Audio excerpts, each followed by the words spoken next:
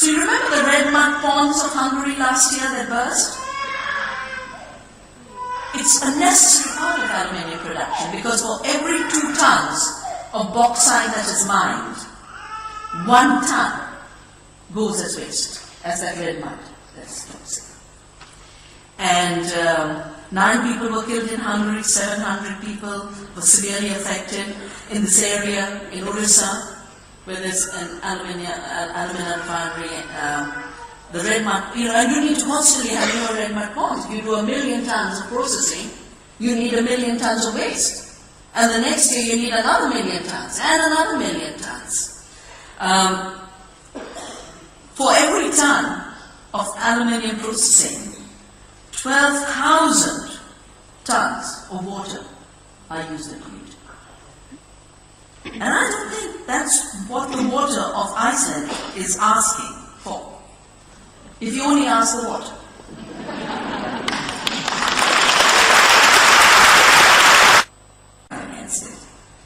On 5th of June, when I was there, 15 Ogriakoan tribals were held back so they couldn't attend the meeting.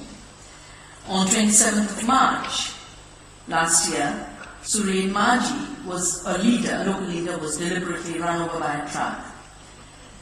And last year when the community said, please do something in Delhi so that the parliament can support us and know our plight, we organized a conference and I get a call in the middle of the night to say the tribals who were trying to board the train, get onto a jeep to board the train, had been kidnapped and arrested. So, bauxite mining anywhere in the world is creating violence against the earth and violence against people. Thank goodness our alliances were strong enough to stop the mining of bauxite in Niyamgiri. But worldwide, we need to leave the bauxite in the mountains.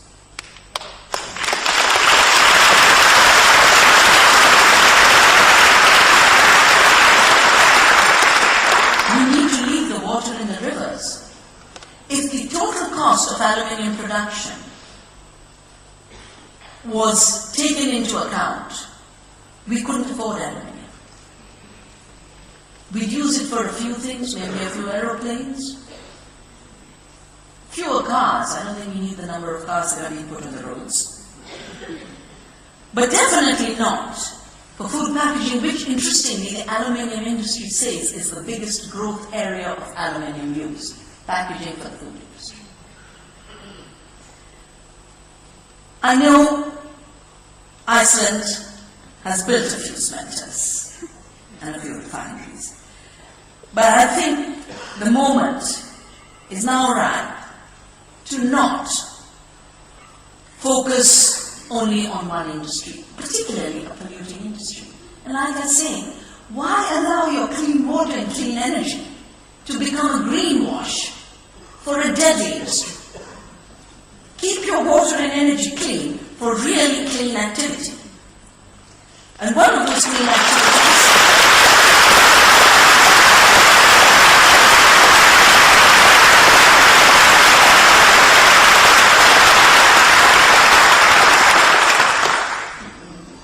the hotel where I was staying across the road, and just as I was coming up, there was this bunch of people talking. I couldn't figure out it was Indonesians. I said, are you from Indonesia? Yes, we've come for a holiday. We have a 10-day holiday because of Ramzan and Eid, and we've come. I mean, why are people coming? Do they all want to go visit aluminium smelters? Or are they coming for your glaciers and your rivers and your salts? I think a green Iceland is so feasible. You don't have to undo huge amounts of devastation. All you have to do is prevent the errors that others have made. And at this point where others want to share the pollution, to not say, bring me your pollution. Keep it back home. I think another area where Iceland can be hugely green is as an organic Iceland.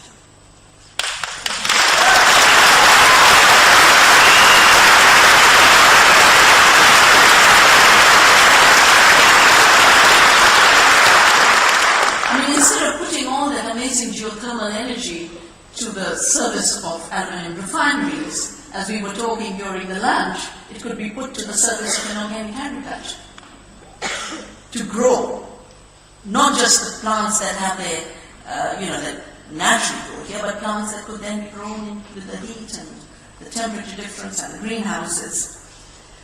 But an organic Iceland would have to be a GMO-free Iceland, because organic and GMO don't grow together, in spite of all the talk about coexistence.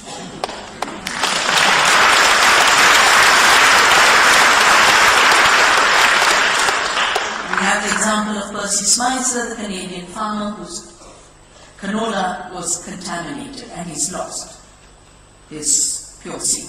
But then he was also sued by Monsanto, who said, the genes that are in your crop are our property, therefore you're a thief.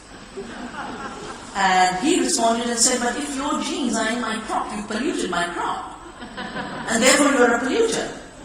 And Monsanto sued him $200,000, and it took an international mobilization and case in the Supreme Court to remove that fine.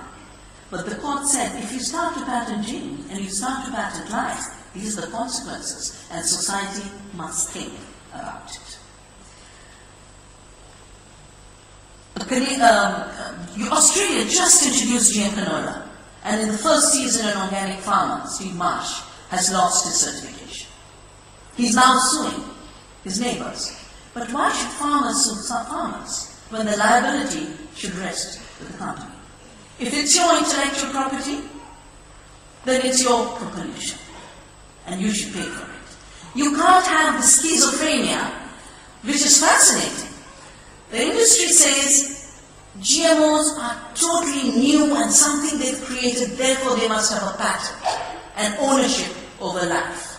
And when you say, have you done the biosafety assessment? Have you looked at the impact of what it does through cross-pollination, what it does to soil organisms, what it does to pollinators? They say, no, we don't have to look, it's because this is natural.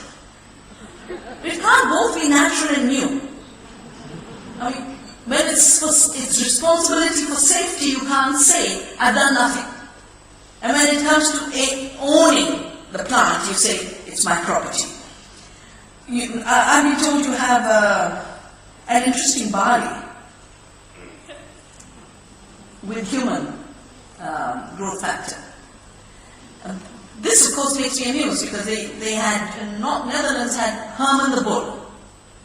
Now, Herman the Bull was going to give birth to sire 200 cows a year. The claim was that the milk of those cows would be sold as human milk because Herman had a human gene. Then the baby food movement said, but this is not human food, milk. So don't lie to us. So overnight, Herman was now a miraculous cure for HIV/AIDS. That project eventually was wrapped up. Way back when the European Union was framing its laws on biosafety intellectual property, I was invited by the Parliament, and there was the owner of a company called Protein Pharmaceutical Limited, a company in Scotland, and this person said, for me, sheep are just 5 little factories that are producing human proteins, and we will extract in their milk the human protein. Of course, meantime, they had pirated an Indian cow because it was very efficient in conversion of feed to milk. Do you remember I don't know how many years ago, there was Ian Wilmot, the scientist, sitting face to face with a sheep called Dolly, and said, the creator and the created. Some of my friends said GMO means God move over.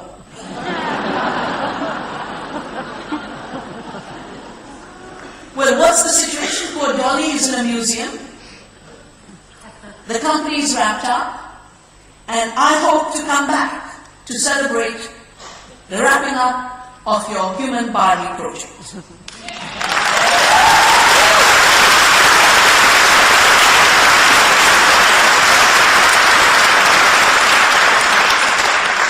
I'd like to just wrap up by saying we are in very deep crisis, but we are also at an important watershed.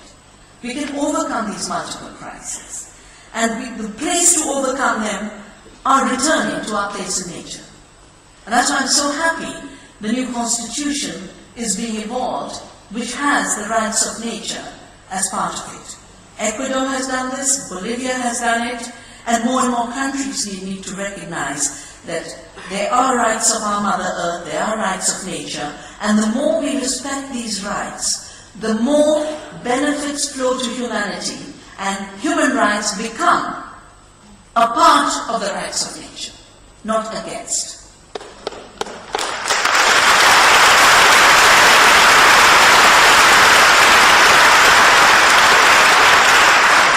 And as we turn to the rights of nature and become aware of the amazing capacity and potential that this amazing earth gives us, we start to seek new ways of freedom.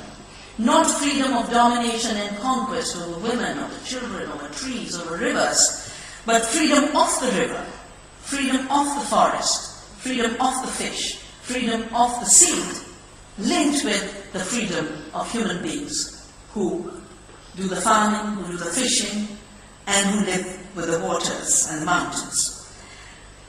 The rights of nature also takes us to a place beyond the fiction of wealth, to real wealth. The wealth of our species diversity, our rivers and their health, the wealth of our soils, the wealth of our communities, the wealth of our creative potential. We've made a 200-year mistake with a wrong model of how to produce for our needs.